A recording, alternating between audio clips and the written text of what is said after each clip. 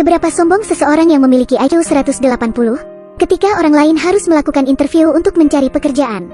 Tom sudah mampu melakukan wawancara langsung dengan beberapa pengusaha di sekolahnya. Perusahaan-perusahaan itu adalah sebuah perusahaan perminyakan kelas dunia. Mereka semua berusaha merekrut Tom ke dalam perusahaan mereka. Perusahaan pertama menawarkan tarif sebesar $400.000 pada Tom. Tak mau kalah, perusahaan kedua menawarkan sebuah rumah mewah, sebuah mobil, dan wanita-wanita cantik. Lalu perusahaan ketiga, bahkan memberikan tawaran yang lebih besar lagi, yaitu saham perusahaan sebesar 30%. Lalu Tom bertanya, apakah hanya itu saja?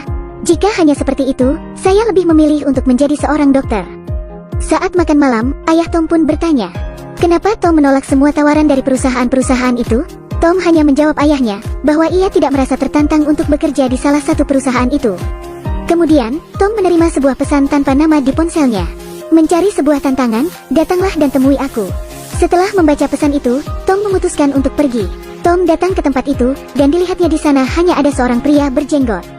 Pria berjenggot itu memperkenalkan dirinya sebagai Walter dan juga mengatakan bahwa ia tahu Tom adalah seorang arsitek yang jenius. Sehingga Walter memberikan kesempatan pada Tom untuk membuktikan dirinya. Bank Kerajaan Spanyol memiliki 2000 kamera 360 derajat yang tersebar di setiap sudut. Memiliki penjaga berpengalaman dan bersenjata yang berpatroli selama 24 jam penuh. Ini adalah keadaan darurat bagi pasukan bersenjata. Kepala keamanannya adalah seorang pensiunan komandan anti-terorisme. Berangkas banknya tentu saja adalah sebuah alat yang paling canggih di dunia. Sebuah teka-teki yang belum pernah terpecahkan. Sekali kalian masuk, tidak ada jalan untuk keluar. Misi kali ini adalah untuk mengambil 3 koin emas. Di dalam berangkas, hanya dalam waktu 1 hari, mereka berhasil melarikan diri. Dan saat mereka melihat pola pada koin itu, ada sebuah kode koordinat untuk membuka harta kerajaan. Mendengar semua cerita itu, Tom menjadi bersemangat. Tanpa mengatakan apapun lagi, Walter mengeluarkan sebuah tiket pesawat, lalu memberikannya pada Thomas dan kemudian pergi begitu saja. Akhirnya Thomas kembali bertemu dengan Walter. Semua orang spesial ternyata berkumpul di tempat ini. Gadis itu adalah seorang pencuri ulung. Dia bisa mengambil uang orang lain tanpa kamu ketahui. Pria ini adalah seorang kelompok komando amfibi. Berdiam di bawah air selama 5 menit adalah hal yang mudah baginya. Dia adalah Simon, seorang robot kucing yang pintar. Tak ada yang tidak bisa dia lakukan. Dan pria besar itu adalah seorang hacker yang handal, yang bisa mengendalikan setiap kamera hanya dalam hitungan detik. Dan yang terakhir, Walter berperan sebagai ahli strategi bangunan. Langkah pertama yang harus mereka lakukan adalah memahami struktur brankas. Lalu kemudian membuka brankas untuk memastikan bahwa koin emas berada di sana. Langkah ketiga yaitu menggali ke dalam brankas. Mereka berdua mulai memasuki selokan bawah tanah Madrid dari sebuah stasiun kereta, mencari lokasi brankas. Sedangkan Simon dan Tom menyamar sebagai petugas kebersihan di dalam bank. Saat itu, Simon memasuki ruangan komputer dan memindai beberapa perangkat. Dan ia berhasil menginstal sebuah kamera. Di tempat lain, si pria hacker berhasil memasukkan kodenya. Di sebelah kiri terdapat rekaman palsu yang diawasi oleh para pegawai bank di ruangan pengawasan mereka. Sedangkan rekaman di sebelah kanan adalah rekaman yang asli. Saat itu Tom berjalan mendekati brankas. Dengan menggunakan pemindai magnet, Tom berusaha untuk mendapatkan struktur dari brankas. Gadis ini menggunakan kecantikannya untuk memikat si pengawas keamanan. Gadis itu mengambil kesempatan untuk berjabat tangan dengan pimpinan. Lalu kemudian memberikan sebuah cangkir kertas kepada penjaga itu. Sidik jari, dapat. Gadis tersebut memasuki kantor dengan pimpinan itu. Dan segera setelah si pimpinan pergi, ekspresi wajah gadis itu mulai berubah. Dia mulai mengeluarkan sebuah cahaya inframerah. Dan dengan cepat mulai memindai sebuah lukisan dengan cahaya inframerah tersebut. Pria hacker dengan cepat merekam hal itu. Lalu memainkan rekamannya dalam kecepatan 0.1. Menukarnya dengan layar di dalam bank. Sehingga gadis itu mendapatkan waktu 2,5 menit untuk melarikan diri. Gadis itu akhirnya menemukan tempat yang aman. Lalu ia mulai menggunakan sesuatu yang mirip seperti stetoskop untuk merusak kode. Gadis itu berhasil mengambil kunci brankas. Lalu mulai melakukan pemindaian 3 dimensi. Kemudian dengan cepat meletakkan kunci brankas itu di tempatnya. Tiba-tiba saja si pimpinan menuju kembali ke ruangan itu. Waktu yang dimiliki saat itu hampir habis. Jika gadis itu tetap berdiam diri di menit terakhir, tanpa ada video yang palsu, maka si pengawas bisa melihatnya saat itu juga. Di saat momen yang menegangkan itu, gadis itu langsung mengeluarkan handphonenya dan memberikannya pada pimpinan itu. Dia meminta pimpinan itu membuka kamera dan mengambil gambarnya. Waktu gadis itu habis. Namun akhirnya semuanya berjalan dengan lancar. Sedangkan Tom masih berada di ruang pertemuan, masih berusaha memindai struktur brankas. Di dalam ruangan itu, para manajer bank melakukan sebuah rapat darurat. Tom tidak bisa melarikan diri sekarang. Tiba-tiba saja pemindaian terhenti. Sebuah pemberitahuan error muncul karena peningkatan daya listrik. Seseorang tiba-tiba saja menjatuhkan sebuah dokumen. Tom tidak punya pilihan selain memicu alarm untuk berbunyi. Pertemuan pun dibatalkan, mereka semua pergi meninggalkan ruangan pertemuan itu. Seluruh pegawai bank tiba-tiba saja menjadi sangat waspada. Mereka semua dipanggil ke sebuah aula. Para pasukan langsung muncul, dengan cepat mulai mengelilingi seluruh bangunan bank. Namun kunci kedua yang didapat oleh gadis ini tidak bisa dikembalikan tepat waktu. Gadis itu tidak punya pilihan lain selain membawanya dan melarikan diri. Ketika gadis itu tiba di lantai bawah, dia melempar kunci itu. Tom langsung menangkapnya, lalu dengan cepat masuk ke dalam kantor, meletakkan kunci itu di tempat yang aman. Tetapi tiba-tiba saja, seorang penjaga wanita masuk ke dalam ruangan kantor itu. "Apa yang sedang kamu lakukan?"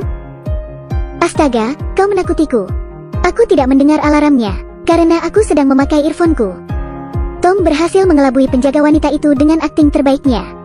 Karena belum ada kerugian dari bank, mereka semua bisa kembali dengan selamat ke markas. Namun di dalam pindaian struktur brankas, ada sebuah area yang terlihat samar. Kemudian Tom mulai memanfaatkan otak jeniusnya. Itu adalah air. Di atas brankas itu terdapat sebuah tangki air yang sangat besar. Jika seseorang mencoba membobol, brankas itu akan tenggelam. Karena mekanisme pemicunya dibangun 70 tahun yang lalu. Bukan cahaya inframerah dan bukan juga sebuah sensor. IQ Tom sekali lagi sangat berguna kali ini. Dan yang pasti, mesin itu sangat berat. Sebuah mesin yang bisa mengukur berat benda. Mesin itu bisa mengukur berat brankas. Lalu kemudian, akan memicu alarm untuk berbunyi. Si gadis pirang dan Simon akhirnya pergi menuju bawah brankas untuk membuktikan teori Tom. Namun ternyata ada rintangan yang lebih berat, yaitu sebuah dinding beton yang sangat tebal dan kuat, yang membuat mereka membutuhkan waktu paling tidak 15 hari untuk menelusurinya. Hal ini membuat Walter menjadi sangat marah, karena mereka tidak bisa menelusuri brankas itu, yang akan kemudian membuat semua usaha mereka sebelumnya akan menjadi sia-sia.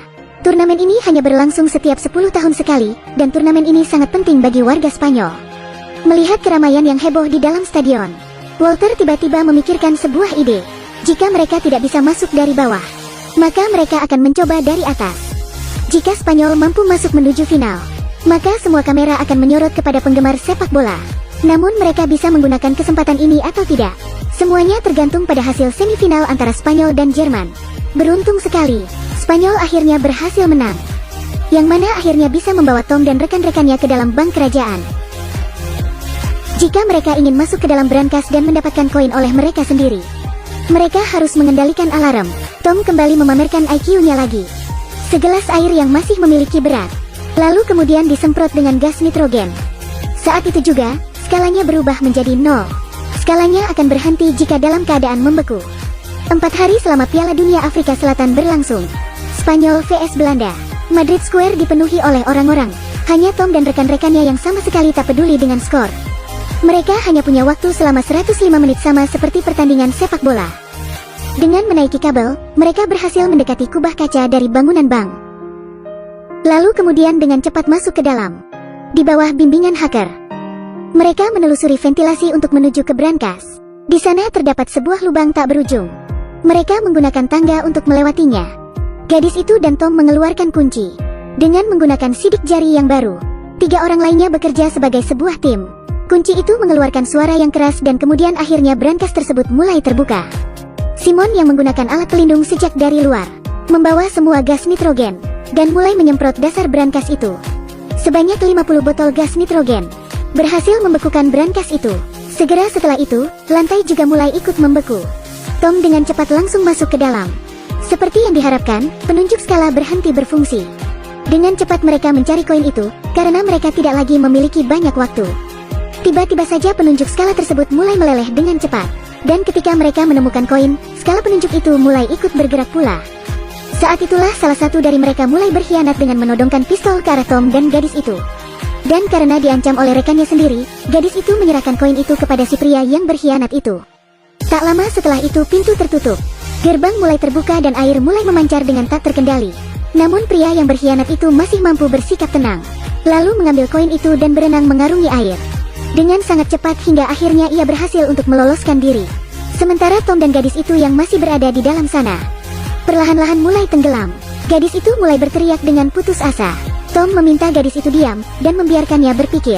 Air terus saja mengalir, dan Dan Tom masih terus berpikir apa yang bisa mereka lakukan. Setelah beberapa saat berpikir, akhirnya Tom tahu apa yang harus mereka lakukan. Mereka bisa mengendalikan semuanya dengan hidup atau matinya katup. Namun sangat berat, karena kapasitas brankas sudah ditetapkan. Dan ketika brankas mulai penuh, berat air juga akan tetap. Sehingga skala penunjuk akan mengirimkan sinyal kepada brankas jika sudah mencapai berat tersebut. Setelah itu katup akan tertutup. Dan mereka bisa mencapai berat tersebut sebelum brankas mulai penuh dengan air. Katup tersebut akan mulai tertutup dengan sendirinya.